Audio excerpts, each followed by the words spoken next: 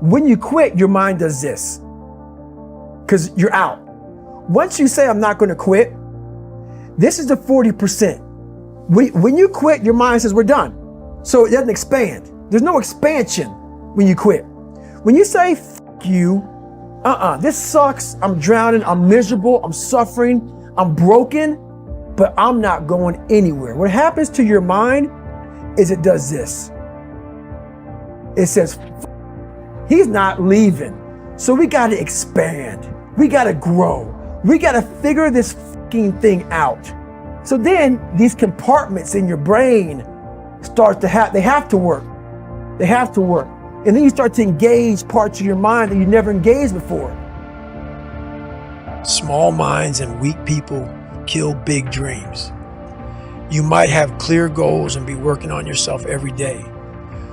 But if you have the wrong folks around you, there's a good chance they could be sucking the life right out of you and making sure that you go nowhere. When I select my crew, I'm not looking for elite runners to pace me. I look for individuals with a foxhole mentality. Of the 4 men who joined Kish and me in Moab, only one had ever done an ultra before, and 2 others barely ran 20 miles a week. But I didn't choose them for their running ability. They all understood me. They appreciated my mindset and knew how far I was willing to go, and were ready to do whatever it took to get me there. My success in this race was their only priority. When I told them I was heading back out to finish the job, nobody was surprised. They had been with me all day, knew I was feeling better, and most importantly, know who the fuck I am. They expected me to try and finish. When I knocked on their doors at 4 in the morning, they were damn near packed for the trail already, with a look on their faces that said, "What took you so damn long?" In military speak, the foxhole is a fighting position. In life, it's your inner circle. These are the people you surround yourself with. They know your history and are aware of your future goals and past limitations. But because it's a fighting position, a foxhole can just as easily become your grave. Therefore, it is crucial that you be careful about who you invite in. Whether you are at war, competing in a game, or striving in life, you never want someone in your foxhole who lacks faith or will try to steer you away from your full potential by giving you permission to pack it in or wave the white flag when shit looks bleak. You want the husband or wife who, when you snooze that alarm on a freezing midwinter morning before dawn, shakes you the f awake so you don't miss your training run. When you're dieting and whining about being bored of eating the same bland foods every day, they remind you of all the progress you have made, of all the hard work you have put in, and happily eat the same bland foods alongside you. When you say you're tired from all the late night studying, they stay up late with you to help you study. You want the type of race crew who, when you're suffering on the trail, are inspired by bearing witness to your struggle. They know it is proof of your effort. In turn, their refusal to give up on you can only inspire you to tap the reserves you'd forgotten were there and give more. They know the only time to shut down and walk away is after all options have been exhausted, even if that means yet another sleepless night or a last-minute change of schedule. When those are the motherfuckers in your foxhole, how can you not stay in the fight? Most people don't have a selection process for their foxhole. They invite all the old cronies and close relatives in by default, as if growing up with someone is the top qualification for foxhole membership.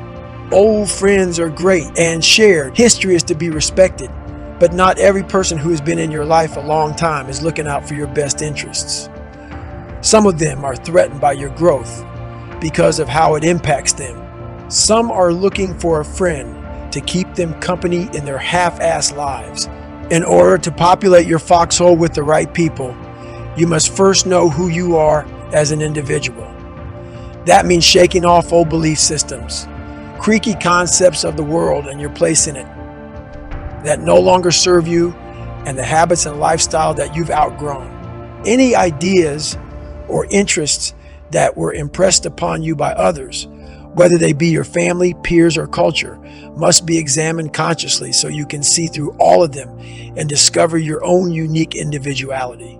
For most people, this is a slow, organic process that can take years, if it happens at all. But if you bring intentionality to it, individuation can be accelerated. Once you find out who the f you are, the world will start delivering you care packages filled with opportunities that will fuel your quest. Do things you hate to do. Be uncomfortable every fucking day of your life. Roger that. I'm not the smartest kid in the world. Okay. Instead of somebody saying, oh no, you're smart. No, don't say that to yourself. I said to myself, no, I'm a dumb motherfucker. Okay, roger that. How you get smarter? Educate yourself. So the things that we run from the truth. We're running from the truth, man. So the only way I became successful was going towards the truth. As painful and as brutal as it is, it changed me. It allowed me to become, in my own right, who I am today. In addition to power eating and spraying cockroaches, I did a lot of searching after I left the Air Force at 24 years old. I was looking for my place in the world and tried on different personas and subcultures. I explored becoming a wrestler. I got into powerlifting and thought about competing in that sport, but those weren't honest choices. I didn't burn with a desire to wrestle or lift heavy on stage. All I knew was that I didn't want to be David Goggins anymore. I wanted to be the hardest motherfucker ever to live. The problem was, I didn't know what the f that looked like.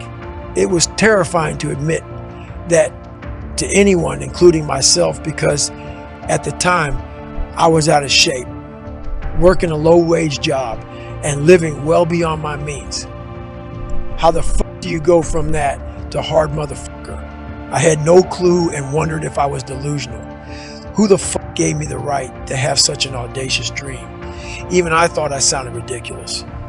But as absurd as it may have seemed, I didn't let go of that dream. I let it linger in the back of my brain. Then one day, a care package arrived in the form of a Navy SEAL documentary, and there it was. I finally found a place to start that might just lead to hard motherfucker territory. My dream no longer felt delusional. It felt possible. My evolution had begun, but as my Navy SEAL future crystallized over the next several months, I learned that when you change, not everyone in your life will be on board. You will get some serious resistance, and it will be a pain in your ass. Everywhere I turned, I found family members, friends, and coworkers resistant to my evolution because they loved the Ecolab spraying, chocolate shake slurping fat ass.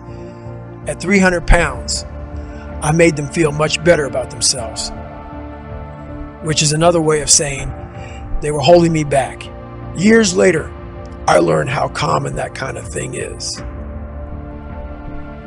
Most of the men I recruited into the SEALs confided that their wives, girlfriends, or parents were dead set against something they wanted more than anything in the world. That can be extremely stressful when you are striving to be you, especially when it involves pushing your limits of pain and suffering or sacrificing life and limb. You do not need to deal with trying to make everybody happy at the same time. When you are conflicted like that, your internal dialogue becomes counterproductive. And when those moments of truth arrive and the quitting mind gets loud, that inner conflict might be the very thing that convinces you to give up. When I first made the decision to try to become a Navy SEAL, the only person in my foxhole was my mom. She knew what it entailed and was immediately on board. I didn't see any fear in her eyes. While she was worried about me, she believed in what I was doing even more, and that allowed me to train and fight with a clear head and maximum focus. Years later, when I ran Badwater, she was in my crew. I walked 100 of those 135 miles, and when horseflies were all over me and I was suffering in the heat, she got out of the support vehicle sobbing, not because I was in pain, but because she was proud of me, because I was pushing through it all like a fucking warrior. I have people now, so when I was in the worst part of my life, those people want to bring you back in. Those people, it's like you can see who you hang out with, like when you're in your worst. And when you're trying to get better, what makes it hard to get better is that you are hanging around people who, like, let's say you are an alcoholic. You hang around people who drink. And let's say you want to stop drinking. Those people want to bring you back in. Like, I used to be this guy who wasn't worth anything. Now those people who are still there, they're 16, 17, 18, 30 years ago, they're trying to get you back there. So the hardest part, you got to see who you're hanging out with, man. Not all friends and loved ones react that way when you change and become committed to perpetual growth. Some are genuinely offended, and you don't need or want their voices in your head, which is a nice way of saying you may be required to can some motherfuckers along the way, who you hang around and speak to on the daily matters. That's why it is not a successful formula for people in drug and alcohol recovery to continue to hang out with the people they used to party with if they want to stay sober. When you evolve, your inner circle must evolve with you. Otherwise, you may subconsciously halt your own growth to avoid outpacing and losing contact with the people who mean a lot to you, but may not be able to hang with you. When there is no one around you who believes in or understands your quest, you must turn your foxhole into a one-man fighting position. That's okay. It is always better to fight alone until you can find people strong enough to fight the good fight with you. There is no time to waste trying to pull dead weight up a hill. I've been there many times, and you must hold out until reinforcements arrive, even if it takes years. Loneliness can be difficult and depleting, but I'd much rather you stay lonely than crawl out of your foxhole and trek back through known territory into the arms of the very people who loved the old you and were never comfortable with your transformation. Does this mean you have to end all relationships or burn all bridges? No, not necessarily. But doubters must be kept at arm's length, and anyone in your inner circle must accept you for who you are and who you want to become. This may require an adjustment period, and that is understandable. But within a reasonable amount of time, the men and women in your foxhole must, in their words and actions, give you permission to be you. In 2018, right before I received my VW award, I realized how much I couldn't stand being retired. I spent hours calling old friends and new contacts in the military, looking for a way back in. I considered re-enlisting in pararescue, but remembering how much I loved Ranger School and Delta selection, I thought the Army might be a better fit. So I dropped word that I was interested in enlisting as a 44-year-old grunt. It didn't take long for a recruiter to reach out. He was convinced he could make it happen, but it meant moving to some backwoods Army base for training. Keish was not thrilled. She'd worked hard and kicked ass in the corporate world for 20 years, and she did not expect to be living on or around an Army base at that point in her life. She damn sure didn't expect me to turn down dozens of lucrative speaking gigs to prepare for a third stint in the military. By then, I was already earning more money for an hour or two of public speaking than I'd earn in a year as a grunt. I found myself walking on eggshells, wondering if the woman I loved would want to stay with me. At the same time, I knew living someone else's idea of my life is a recipe for misery. In the end, for a number of reasons, I didn't re-enlist. I got into wildland firefighting instead. My mission hadn't changed. I was, and still am, trying to become the hardest motherfucker to ever live. That's not an ego trip. It's a way of life. It may be far-fetched and even unachievable, but I remain in service of that vision. Fast forward a few years, and Kish is most definitely foxhole qualified.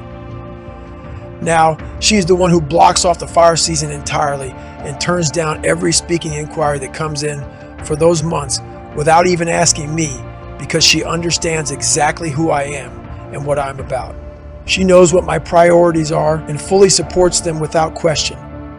She admires that I'm fulfilled by doing things that most people shy away from, and that the lure of money and fame do absolutely nothing for me, but leave me feeling empty. She wants me to find my very best, I'm wired the same way. When Keish confided in me that she wanted to run a sub 3:25 marathon, I helped her train and strategize, and she accomplished her goal with a time of 3:21 in Philadelphia. When she mentioned possibly applying to law school, she received a package of LSAT books at the door the very next day. Don't ever tell me you want to run a marathon, because I will sign you up for a race, monitor your daily training, and run that with you.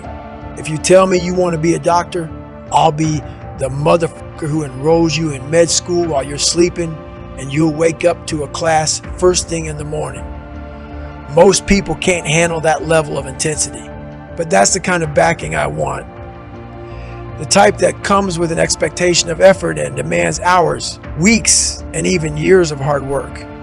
Because that is exactly what it takes to fulfill lofty ambitions, and more important than that, find out what you are truly capable of. Who's in your foxhole? Tag them and tell them why.